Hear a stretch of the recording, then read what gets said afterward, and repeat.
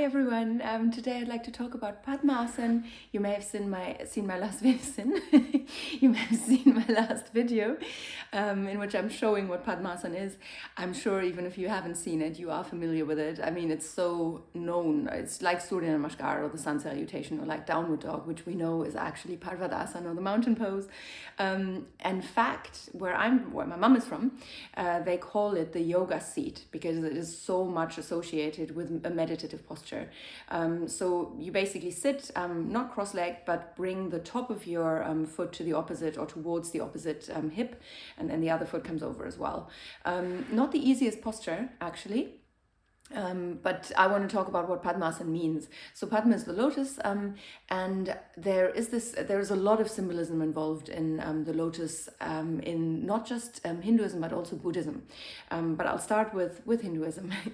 So number one would be that in yoga you probably will have seen depictions of the body with different petals, lotus petals, going from the bottom, from the sacrum all the way up to the crown of the head. And the lotus on the crown of the head will have most of the petals. So this is a symbol of the mind that evolves, the consciousness that evolves and comes towards moksha, nirvana, liberation, enlightenment.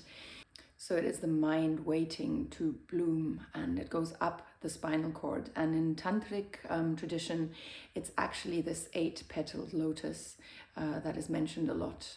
And the way it's depicted is as two, look, just like this, as one square like this, the other square like that, a little dot in the middle, and then the petals around it. So you will have seen that as well, I'm pretty sure.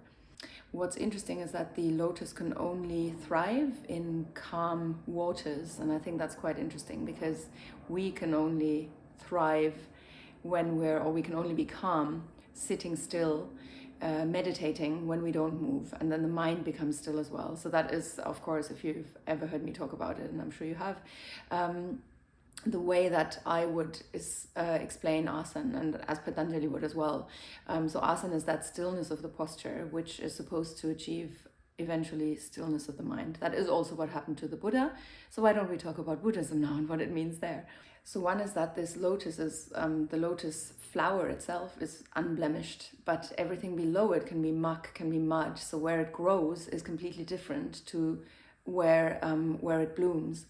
And that essentially represents our life and the way that the petals are perfect, and they can represent detachment through the way that water is rolling off those buds.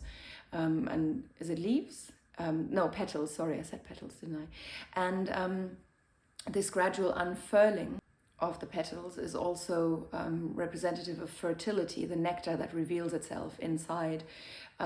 So the lotus symbolizes a lot of different things.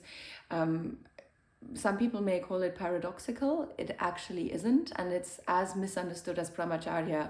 If people say that means you can't have any sex, you have to be abstinent, which isn't it, but that's something for a different video. But here it is the same. It represents detachment. It also represents the pleasures of life. And like I said, in Buddhism, it's essentially a symbol of, I don't want to call it a religion because that's not what the Buddha set out to do, but it is a symbol of Buddhism. So the Buddha was once asked by a young student, a young man, to explain Buddhism to him. And the way he did it was through just showing the petals, the one lotus flower. And the student is said to have got the meaning of Buddhism just by looking at the lotus. This is where the mantra, which you will probably have heard as well, comes from Om Mani Padme Hum, which means the jewel which is locked within the lotus flower. So it's all about enlightenment, which is what Buddhism is about, which is what nirvana is as well. It is all the same. So whether you call it by the Hindu name or the Buddhist name, it is the same thing.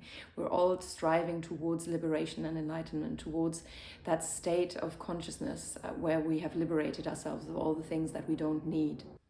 This jewel can represent a man's seed, while the flower itself is a woman's womb. It could also be that the jewel represents consciousness, while the lotus flower itself represents the material world. It could also be the Buddha rising from the lotus flower, which is often a representation in Buddhism. In fact, very often Buddha is said to have sprung not from the womb of his mother, but from the womb of, well, a lotus, essentially. So yes, a lot of symbolism there, a lot more in Hinduism as well, which I should mention before I let you go. So one important one is that the lotus is considered a symbol of creation. So Brahma is often depicted with a lotus flower, in fact sitting on a lotus flower, which rises from Vishnu's navel. Lakshmi is often, as the goddess of wealth, is often depicted with lotus flowers as well. And she will attract bees and butterflies to her hands where she holds these lotus flowers. So again, we've got this idea of fertility within the lotus as well.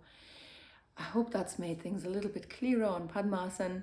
But the main thing to remember is that when we sit in Padmasana, we want to be still. We want to be still in the body so that we achieve that stillness of the mind. And with it, we let go of all the things that we don't need. And that is that journey from, from the sacrum all the way up the spine to the crown of the head. Thank you very much. I'll see you soon.